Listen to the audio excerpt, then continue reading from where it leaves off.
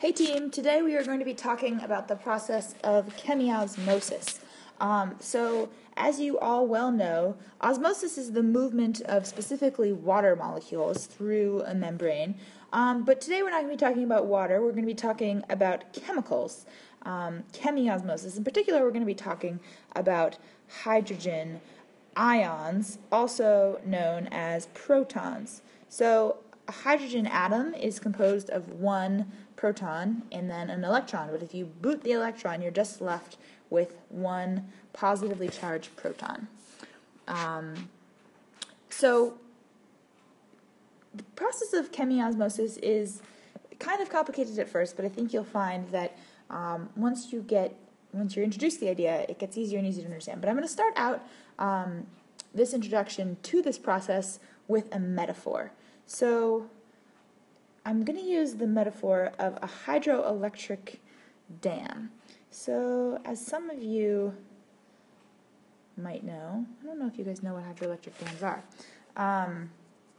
When we create a dam, basically what we're doing is we're taking a lake a stream, and we're creating a big block in the stream, leading to the formation of a large lake behind the dam.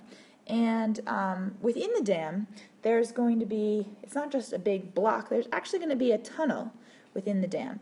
And inside the tunnel is going to be a little propeller and also a generator. And water is going to be allowed to flow through this tunnel, spinning the propeller and charging the generator. And what happens, so this propeller is then going to spin, and this generator is going to essentially spit out electrons. And these electrons, following a wire, are going to be transported into the nearest city or town through this wire. So these electrons follow the path of the wire to the town. So the reason why these water molecules actually flow through the tunnel, is because we've built up a lot of potential energy on this side of the dam. Now, you can imagine that if we had a lake on the left side as well as on the right side, then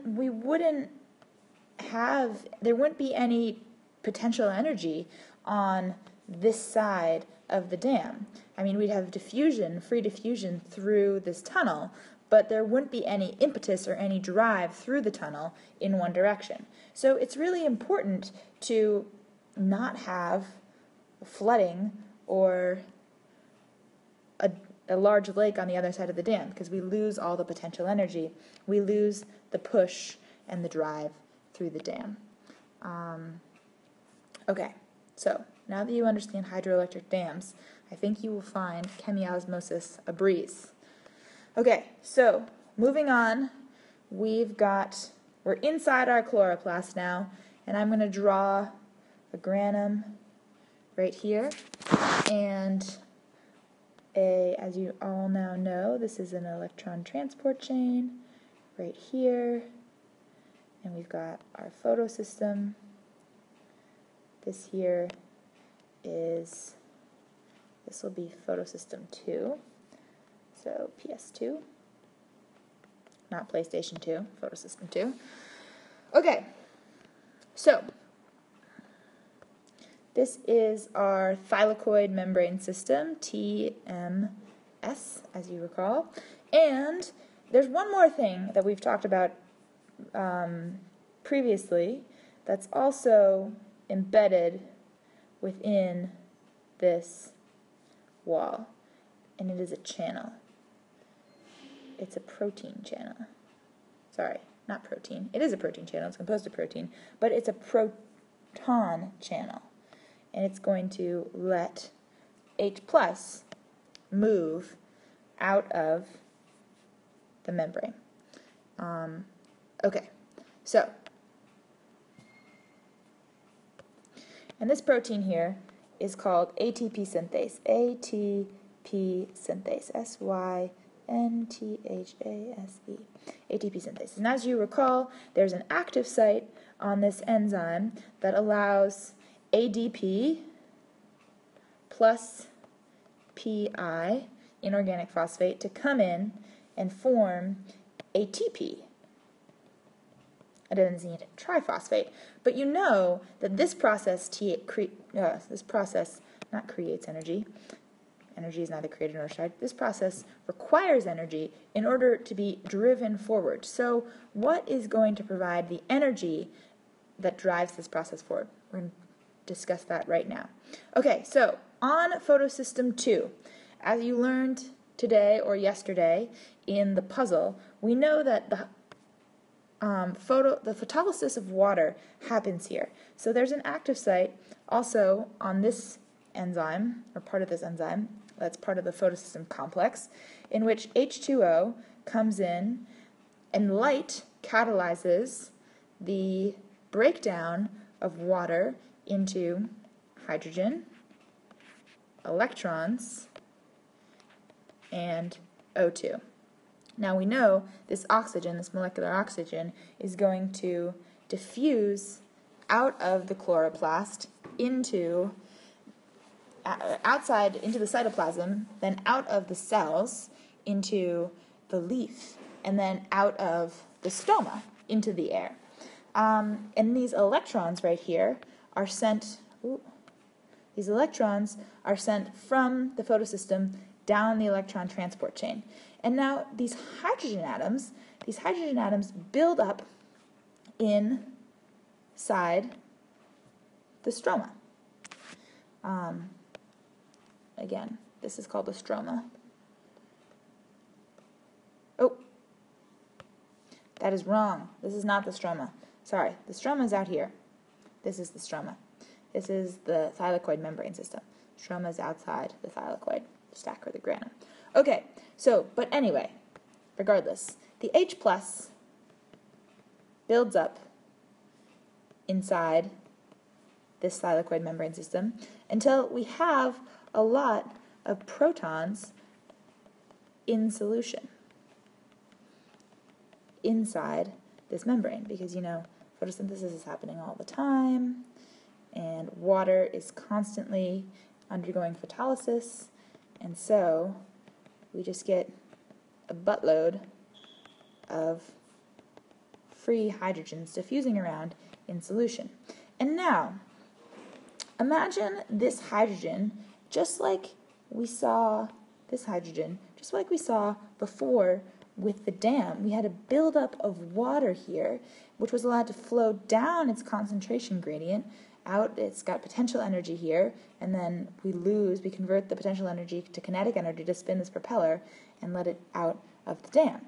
Just as analogous to that, this same thing happens with hydrogen, except the dam that they're flowing through is this ATP synthase. So hydrogen will flow through this molecule and out here, just like water flowing down out of a dam, and it will spin a little propeller that the molecule actually spins, and this provides the energy that phosphorylates ADP to become ATP.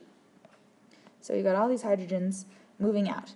But there comes a point, as you can imagine here, where the concentration of hydrogen outside of the cell becomes equal to the concentration of hydrogen inside the cell. And that's no good. That's very much similar to our lake situation, in which we have a lake on both sides of the dam. The drive forward through this propeller is no longer there. So, analogously, if we have a lot of hydrogen outside of our granum, then they're no longer going to flow out of the TMS into the stroma. So, what happens? This is a bad situation for plants. But luckily, they have a mechanism to deal with it. So, you all remember, photosystem 2, leads, so we take water, we split it, we get protons, electrons, and O2. This is used to build up an H plus concentration inside the cell and released, and these electrons are excited so that they become high energy electrons. I'm just going to take this whole thing. Ooh, whoa, I didn't mean to do that. No, I want this whole thing. Move it over. Oh, God, I just want to move it over. Okay, this is all still happening. I just need this space. Okay, so these higher energy electrons flow through our ETS, which is our electron transport system, down a staircase in which they slowly release energy. And these electrons are used to do work. And what is the work that these electrons perform in the ETS? Well, it's actually moving hydrogen ions back through the membrane down into the thylakoid membrane system. So these hydrogen atoms that have just been let down their concentration gradient are now pumped back through the thylakoid membrane into the TMS. So we get to a point where these hydrogens are all moved back in to, so the hydrogens are moved back into the stroma. So we keep the hydrogen concentration high inside of this thylakoid stack through the action of the electron transport chain. And therefore, if the concentration remains high, we can still have these hydrogen atoms diffusing through. So we're constantly pumping hydrogen, we're constantly creating hydrogen through the photolysis of H2O. It's being let out of the membrane and then pumped back in, and then let out and pumped back in again. So the cell can keep creating ATP. Pretty cool process. Okay, that is it. Oh, one more thing I forgot to tell you guys. Okay, so as hydrogen or as protons are being pumped out, let flow out through the ATP synthase outside, there's another process that's happening here. As you remember from photosystem 1, NADP+, which is basically, it's a coenzyme. It's responsible for bringing other enzymes, things that they need in order to perform reactions. In this case, NADP+ is going to carry our high energy electrons to the Calvin cycle, where they're needed to make pGal. And you will see that in class tomorrow. But in order to make NADPH, NAD+ plus electrons plus H plus becomes NADPH. So some of the hydrogen atoms outside of the TMS are actually incorporated into this NADP+ to become NADPH, which again helps keep the concentration of hydrogen outside, in the stroma low, and in the TMS high, so we can keep this concentration gradient flowing this way through our ATP synthase. Okay, that is it. Hope this was helpful, and I will see you all tomorrow in class.